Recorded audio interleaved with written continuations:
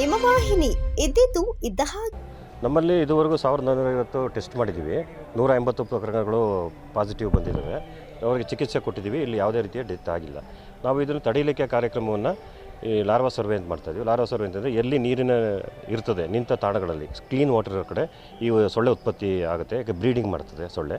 ಹಾಗಾಗಿ ಅಂಥ ಕಡೆ ಅವನ್ನ ಡೆಸ್ಟ್ರಾಯ್ ಮಾಡ್ಕೊಳ್ಳೋದಕ್ಕೆ ಅವ್ರ ಮನೆಯವರಿಗೆ ತಿಳುವಳಿಕೆ ಹೇಳಿ, ತೊಟ್ಟಿ ಆಗ್ಬೋದು, ಟ್ಯಾಂಕ್ಗಳಾಗ್ಬೋದು, ವಾಸ್ ಇರ್ಬೋದು, ಅಥವಾ ರೆಫ್ರಿಜರೇಟರ್ ಕೆಳಗಡೆ ನಿಂತಿರೋ ನೀರಾಗಿರ್ಬೋದು, ಅವ್ರ ಮನೆ ತೊಟ್ಟಿ ಆಗಿರ್ಬೋದು, ಸ್ನಾನಕ್ಕೆ ಬಳಸುವಂಥ ತೊಟ್ಟಿಗಳಾಗಿರ್ಬೋದು, ಕ್ಲೀನ್ ಮಾಡ್ಕೊಳ್ಳೋದೇ ಇದ್ದರೆ ಈ ರೀತಿ ಆಗುತ್ತೆ. ಅದ್ರ ಮೇಲೆ ಅಟ್ಲೀಸ್ಟ್ ಬಟ್ಟೆನಾರು ಮುಚ್ಚಿದ್ರೆ ಸೊಳ್ಳೆಗಳು ಹೋಗ್ದಿರೋಂಗೆ ಇದಾಗುತ್ತೆ. ಈಗ ಡ್ರಮ್ಗಳಲ್ಲಿ ನೀರು ಹಿಡ್ಕೊತಾರೆ, ಆ ಡ್ರಮ್ಗಳಲ್ಲೂ ಬರೋಂಥ ಚಾನ್ಸಸ್ ಇರ್ತದೆ.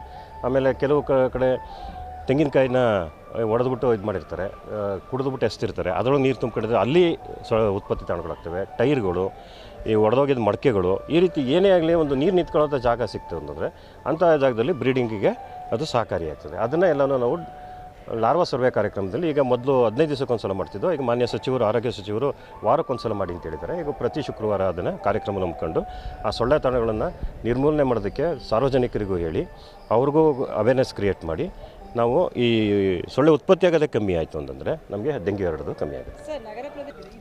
ಅವು ಒಂದಿನ 2 ದಿನ ನಿಂತರೆ ಏನಾಗಲ್ಲ. ಬಟ್ ಅದೇನಾಗುತ್ತೆ ಅಂದರೆ ಜಾಸ್ತಿ ದಿನ ನಿಂತವ್ರಂತ ಆಗಬೇಕು.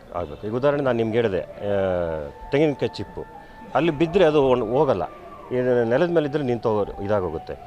ಹಾಗಾಗಿ ನಾವೇನು ಮಾಡ್ತೀವಿ ಅಂದರೆ ಜಾಸ್ತಿ ನೀರು ನಿಂತ್ಕೊಳ್ಳುತ್ತೆ. ಆ ರೀತಿ ಏನಾರು ಇತ್ತು ಅಂದರೆ ತುಂಬ ನೀರು ನಿಂತ್ಕೊಳ್ಳುತ್ತೆ ಅಂದರೆ ಅದನ್ನು ಮಣ್ಣು ಮುಚ್ಚೋದಂಥದ್ದು ಕಾರ್ಯಕ್ರಮನ ಗ್ರಾಮ ಪಂಚಾಯತಿ ವತಿಯಿಂದ ಮಾಡಬೇಕಾಗ್ತದೆ.